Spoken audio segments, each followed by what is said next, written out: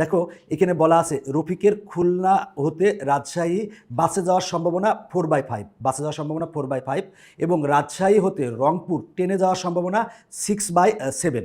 দেখো খুলনা হতে রাজশাহীতে বাসে যাওয়ার সম্ভাবনা 4/5 আর রাজশাহী হতে রংপুরে ট্রেনে যাওয়ার সম্ভাবনা হচ্ছে 6/7। এখন বলা আছে রফিকের খুলনা হতে রাজশাহী বাসে না যাওয়ার সম্ভাবনা কত। দেখো এখানে বলা আছে রফিকের খুলনা হতে রাজশাহী বাসে যাওয়ার, দেখো বাসে যাওয়ার সম্ভাবনা হচ্ছে 4/5।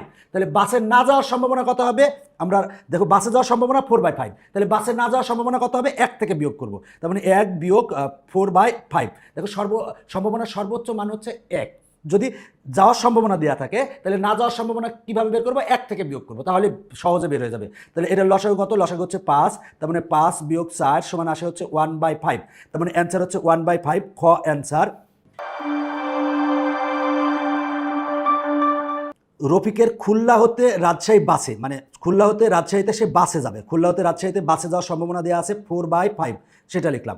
বলা আছে কিন্তু রাজশাহী হতে রংপুর ট্রেনে না যাওয়ার সম্ভাবনা। দেখো রাজশাহী হতে রংপুর ট্রেনে যাওয়ার সম্ভাবনা দেওয়া আছে, ট্রেনে না যাওয়ার সম্ভাবনা কত হবে, 1 থেকে বিয়োগ করব। ট্রেনে যাওয়ার সম্ভাবনা হচ্ছে 6/7, ট্রেনে না যাওয়ার সম্ভাবনা কত হবে, তাহলে 1 - 6/7, তাহলে এটা লসাগু হচ্ছে 7, তাহলে 7 - 6 করলাম, তাহলে আসবে কত, আসবে হচ্ছে 1/7। তার মানে দেখো রাজশাহী হতে রংপুরে ট্রেনে যাওয়ার সম্ভাবনা হচ্ছে 6/7 আর ট্রেনে না যাওয়ার সম্ভাবনা কত হবে, 1 থেকে বাদ দিব, তার মানে 1 বিয়োগ হচ্ছে 6/7, তাহলে এখানে ক্যালকুলেশন করলে আমরা পাবো 1/7। তাহলে আমরা মানে রাজশাহী হতে রংপুরে ট্রেনে না যাওয়ার সম্ভাবনা পেয়েছি হচ্ছে 1/7।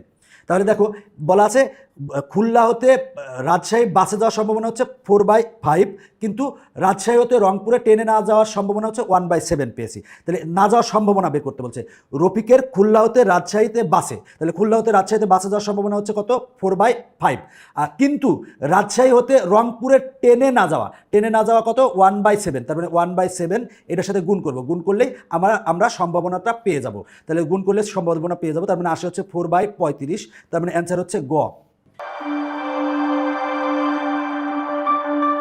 একজন লোকের ভ্রমণের সম্ভাবনার মাধ্যমে প্রবাবিলিটি টি নিম্নে দেওয়া হলো। প্রবাবিলিটি টি দেওয়া আছে ঢাকার থেকে কুমিল্লাতে বাসে যাওয়ার সম্ভাবনা 3/7 আর কুমিল্লাতে বাসে না যাওয়ার সম্ভাবনা হচ্ছে 4/7।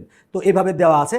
এখন বলা আছে লোকটি কুমিল্লা বাসে নয়, তার মানে ঢাকার থেকে কুমিল্লাতে বাসে নয় সম্ভাবনা কত, 4/7, তার মানে 4/7 লিখব।